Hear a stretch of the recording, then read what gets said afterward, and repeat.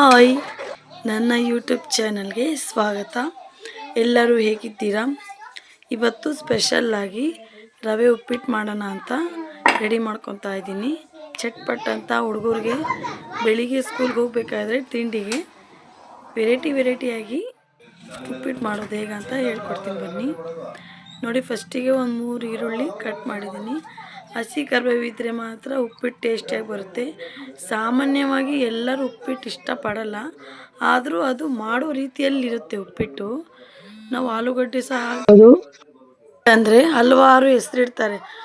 ಉಪ್ಪಿಟ್ಟು ತಿನ್ನೋಕ್ಕೆ ಇಷ್ಟಪಡಲ್ಲ, ಅದು ನಾವು ಮಾಡೋ ರೀತಿಯಲ್ಲಿ ಇರುತ್ತೆ ಉಪ್ಪಿಟ್ಟು. ಉಪ್ಪಿಟ್ಟಿಗೆ ಎಣ್ಣೆ ಜಾಸ್ತಿ ಹಾಕಿದರೆ ಮಾತ್ರ ಟೇಸ್ಟಿಯಾಗಿ ಬರುತ್ತೆ.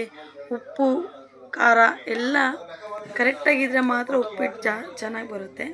ಇವಾಗ ನೋಡಿ, ನಾನು 1 ಕಪ್ಪಷ್ಟು ರವೆ ತೊಗೊಂಡಿದ್ದೀನಿ. ದಪ್ಪ ರವೆ. ಸಣ್ಣ ರವೆ ಉಪ್ಪಿಟ್ಟೇನು ಅಷ್ಟೊಂದು ಟೇಸ್ಟಿಯಾಗಿ ಬರಲ್ಲ. ಈ ಥರ ಬನ್ಸಿ ರವೆ ತೊಗೊಂಡಿದ್ದೀನಿ ನಾನು, ದಪ್ಪ ರವೆ. ಬೆಳಿಗ್ಗೆ ಅರ್ಜೆಂಟ್ ಆಗಬೇಕಾದ್ರೆ ಹುಡುಗರಿಗೆ ಸ್ಕೂಲ್ಗೆ ಹೋಗ್ಬೇಕಾದ್ರೆ ನಾಷ್ಟ ಮಾಡಬೇಕಲ್ಲ, ಅದಕ್ಕಾಗಿ ಇದು ಯಾರ್ಯಾರಿಗೆ ಬರಲ್ಲ ಉಪ್ಪಿಟ್ಟು ಮಾಡೋಕ್ಕೆ. ಕೆಲವೊಬ್ಬರಿಗೆ, ಎಲ್ಲರಿಗೂ ಹೇಳ್ತಿಲ್ಲ ನಾನು, ಕೆಲವೊಬ್ಬರಿಗೆ ಯಾರ್ಯಾರಿಗೆ ಉಪ್ಪಿಟ್ಟು ಮಾಡೋಕ್ಕೆ ಬರಲ್ಲ ನಾನು ಮಾಡೋ ವಿಡಿಯೋ ನೋಡಿ ಕಲ್ತ್ಕೊಳ್ಳಿ. ಇಲ್ಲಿ ನೋಡಿ, ರವೆ ಎಲ್ಲ ಕ್ಲೀನ್ ಮಾಡ್ಕೊತಾ ಇದ್ದೀನಿ. ಅದರಲ್ಲಿ ಏನೂ ಇಲ್ಲ, ಆದರೂ ಕ್ಲೀನ್ ಮಾಡ್ಕೊತಾ ಇದ್ದೀನಿ. ಒಂದು ಸ್ವಲ್ಪ ಬಿಸಿ ಮಾಡ್ಕೋಬೇಕು ರವೆನ. ಬಿಸಿ ಮಾಡ್ಕೊಂಡಾದ್ಮೇಲೆ ಎತ್ತಿಟ್ಕೋಬೇಕು ರವೆ. ನಾನು ಆಲ್ರೆಡಿ ಬಿಸಿ ಮಾಡಿಕೊಂಡು ರವೆನ ಸೈಡಿಗೆ ಇಟ್ಕೊಂಡಿದ್ದೀನಿ. ಇವಾಗ ಸ್ಟವ್ ಆನ್ ಮಾಡಿ ಬಾಣಲಿಯಲ್ಲಿ ಎಣ್ಣೆ ಹಾಕಿದ್ದೀನಿ. ಸ್ವಲ್ಪ ಜಾಸ್ತಿನೇ ಇರಲಿ ಎಣ್ಣೆ. ಜಾಸ್ತಿ ಇದ್ದರೆ ಎಣ್ಣೆ ಉಪ್ಪಿಟ್ಟು ಟೇಸ್ಟಿಯಾಗಿ ತಿನ್ನೋಕ್ಕೂ ಸ್ಮೂತಾಗಿರುತ್ತೆ. ನಾವು ಹೆಂಗಾದ್ರೆ ಹಂಗೆ ಮಾಡಿದರೆ ಉಪ್ಪಿಟ್ಟು ಮಾತ್ರ ಚೆನ್ನಾಗೇ ಬರಲ್ಲ. ನೀರು ಜಾಸ್ತಿ ಹಾಕಿದರೂ ಚೆನ್ನಾಗಿರಲ್ಲ ಉಪ್ಪಿಟ್ಟು. ನಾನು ಹೇಳಿದ್ನಲ್ಲ, ಸಾಮಾನ್ಯವಾಗಿ ಉಪ್ಪಿಟ್ಟು ಯಾರು ಇಷ್ಟಪಡಲ್ಲ. ಕೆಲವೊಬ್ಬರು ಒಬ್ಬೊಬ್ಬರು ಇಷ್ಟಪಟ್ಟು ತಿಂತಾರೆ. ನಾನು ಇಷ್ಟಪಟ್ಟು ಮಾಡ್ತೀನಿ, ಇಷ್ಟಪಟ್ಟು ತಿಂತೀನಿ. ಇಲ್ಲಿ ನೋಡಿ, 7 ಈರುಳ್ಳಿ, ಕೊತ್ತಂಬರಿ, 4 ಹಸಿಮೆಣಸಿನ್ಕಾಯಿ, ಹಸಿ ಕರಿಬೇವು, ಕೊತ್ತಂಬರಿ, ಆಲೂಗಡ್ಡೆ ಬೇಕಿದ್ರೆ ಹಾಕ್ಕೊಳ್ಳಿ, ಇಲ್ಲಾಂದರೆ ಸ್ಕಿಪ್ ಮಾಡ್ಕೊಳ್ಳಿ. ಹಸಿ ಕರಿಬೇವು ಇದ್ದರೆ ಉಪ್ಪಿಟ್ಟು ಮಾತ್ರ ಟೇಸ್ಟಿಯಾಗಿ ಬರುತ್ತೆ. ಇಲ್ಲಾಂದರೆ ಶುಂಠಿ ಬೆಳ್ಳುಳ್ಳಿ ಪೇಸ್ಟ್ ಇರುತ್ತಲ್ಲ, ಅದು ಇನ್ನೂ ಟೇಸ್ಟ್ ಬೇಕಂದರೆ ಶುಂಠಿ ಬೆಳ್ಳುಳ್ಳಿ ಪೇಸ್ಟ್ ಹಾಕ್ಕೊಳ್ಳಿ. ನಾನು ಹಾಕ್ಕೊಂಡಿಲ್ಲ, ಸ್ಕಿಪ್ ಮಾಡಿದ್ದೀನಿ. ನಾನು ನಿಮಗೆ ಟಿಪ್ಸ್ ಹೇಳ್ತೀನಿ. ಇಲ್ಲಿ ನೋಡಿ, ನಾನು ಈರುಳ್ಳಿ, ಟೊಮೊಟೊ, ಒಂದೇ ಟೊಮೊಟೊ, ಜಾಸ್ತಿ ಟೊಮೊಟೊ ಹಾಕೋಕ್ಕೆ ಹೋಗ್ಬೇಡಿ, ಉಪ್ಪಿಟ್ಟೆಲ್ಲ ಚೆನ್ನಾಗಿರಲ್ಲ. ನಾನು ಎಣ್ಣೆಯಲ್ಲಿ ಹಾಕಿ ಡ್ರೈ ಮಾಡ್ತಿದ್ದೀನಿ. ಬೇಗ ಡ್ರೈ ಆಗಬೇಕಂದ್ರೆ ಸಣ್ಣ ಉಪ್ಪು ಹಾಕ್ಕೊಳ್ಳಿ.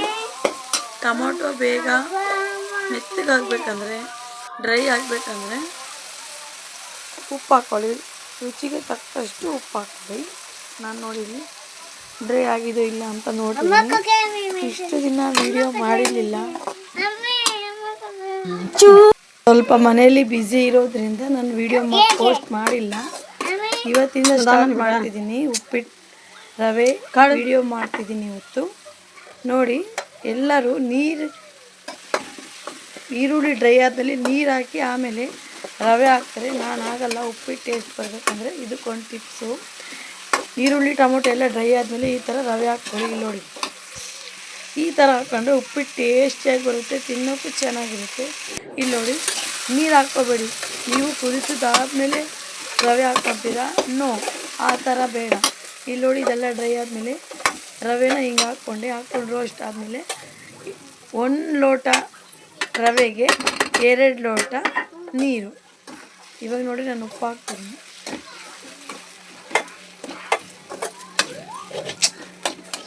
ನೋಡಿ ಹಾಕ್ಕೊಳ್ಳಿ, ರುಚಿಗೆ ತಕ್ಕಷ್ಟು ಉಪ್ಪು. ನಿಮ್ಗೆ ಎಷ್ಟು ಬೇಕೋ ಅಷ್ಟು ಹಾಕ್ಕೊಳ್ಳಿ. ಕಮ್ಮಿ ಇದ್ದರೆ ಸಪ್ಪಗಾಗ್ಬಿಡುತ್ತೆ ಉಪ್ಪಿಟ್ಟು. ಉಪ್ಪಿಟ್ಟು ಆದಮೇಲೆ ಉಪ್ಪು ಹಾಕ್ಕೊಂಡು ತಿಂದರೆ ಚೆನ್ನಾಗಿರಲ್ಲ ಟೇಸ್ಟು. ನಾವು ಕರೆಕ್ಟಾಗಿ ಮೀಡಿಯಮ್ಮಾಗಿ ಹಾಕ್ಕೋಬೇಕು ಉಪ್ಪು. ಇಲ್ಲಿ ನೋಡಿ, ನಾನು ಕಲಿಸ್ತಾ ಇದ್ದೀನಿ. ಅದು ಗಂಟು ಆಗುತ್ತೆ. ಈ ಥರ ಮಿಲಾಯಿಸ್ತಾ ಇರಿ, ಹಾಗೆ ಬಿಡಬೇಡಿ. ಇಲ್ಲಿ ನೋಡಿ, ನೀವು ಮನೆಯಲ್ಲಿ ಎಲ್ಲರಿಗೂ ಉಪ್ಪಿಟ್ಟು ಮಾಡೋಕ್ಕೆ ಬರುತ್ತೆ, ನಾನು ಮಾಡೋಕ್ಕೆ ಬರಲ್ಲ ಅಂತ ಹೇಳಲ್ಲ.